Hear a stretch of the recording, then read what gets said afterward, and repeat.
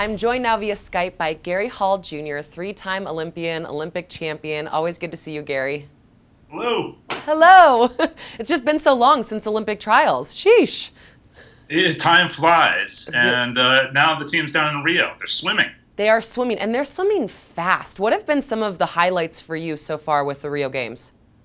Well, obviously, Michael Phelps, we expected good things, but he's exceeded my expectations. I've been saying over the last couple of years, maybe 3 or 4 gold medals out of this round, but he's poised to do something much more than, gosh, even what we expect of the greatest. Exactly. It's been unbelievable. Now, you were known as an athlete for being a little bit of a showman, you know, going out in your boxing gear, throwing up some punches and things like that. And there's been a little bit of that showmanship in Rio. What have been some of your favorite things that you've been watching in that category? Look, it takes a lot of confidence to win a gold medal at the Olympic Games and be the best in the world. Whether, that's displayed openly or not, every single swimmer that stands on top of that podium has some confidence in their own ability that they can achieve that going into a race. So whether it's displayed or not is really up to the individual. I like seeing a little bit of that with, the fact that sport is entertainment in mind.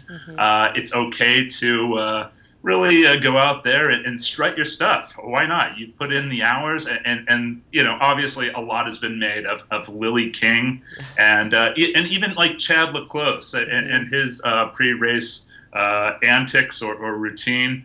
But you know what? Let them do it. Whatever it takes to get them ready to race and be the best that they can be, allow it. It's a great, great perspective. Now, we were talking to an athlete earlier this week. He's a decorated Olympian, and he named you as his childhood hero. The athlete was Cullen Jones. What do you have to say about that? You were Cullen Jones' childhood hero.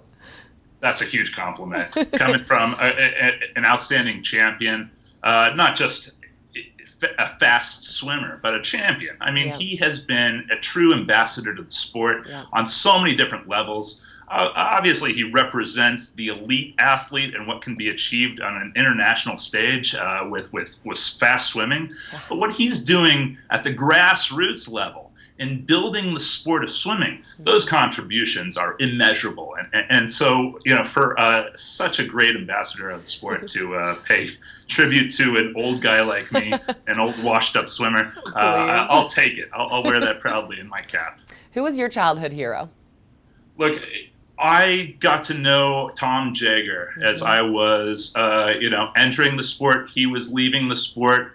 And he went to some efforts. We'd go to the Santa Clara swim meet, and he invited me out to the batting cages, before the finals. I came into the finals. I had blisters on both hands. I think it might have been a tactic to slow me down. But, these friends that we make in the sport, sometimes they're with our heroes. So Tom was a guy that I always looked up to.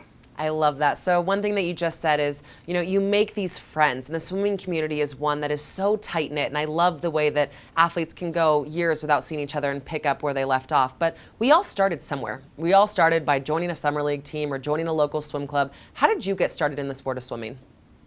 You have to start somewhere, and it's never the top, right? Never. It was when I joined the swim team, the slowest kid on the team, including all the girls. So, humble beginnings. That's, the right place to start. And then you just build from there. And, it takes time and effort, but there's a lot of fun interspersed along the way. That's a good way to put it. I know that you give a lot back to the sport now, and you're really involved in, from swim clinics and some of the work that you do with your family. What does it mean for you to have reached the highest level of the sport and now give back to kids that are just starting out? Well, hindsight is 2020, and we have that better perspective as we've retired from the sport. And as I was getting up for those 4:30 a.m. swim practices in high school, I wasn't sure that it was truly building the character that I was promised.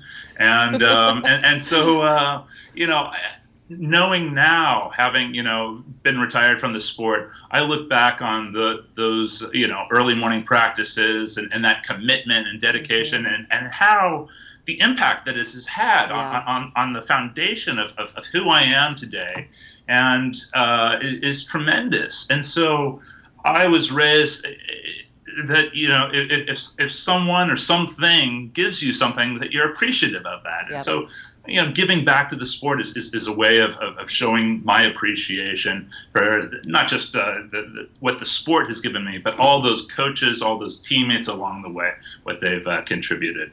I love it. Well, thank you so much for your time, Gary. Always good to see you. We're going to tune in. The men's 50 freestyle final is coming up. So yeah, splash and dash. We're gonna say yes. Anthony Irvin, Nathan Adrian, good friends of mine. I can't. It's been 16 years since I tied Anthony Irvin for the gold medal. That is nuts. And there it is. So I'm going to be an interesting side note in history as the guy that tied Anthony Irvin. I love it. Well, cannot wait to tune into that tonight. And always good to see you, Gary. See you. Thanks for having me.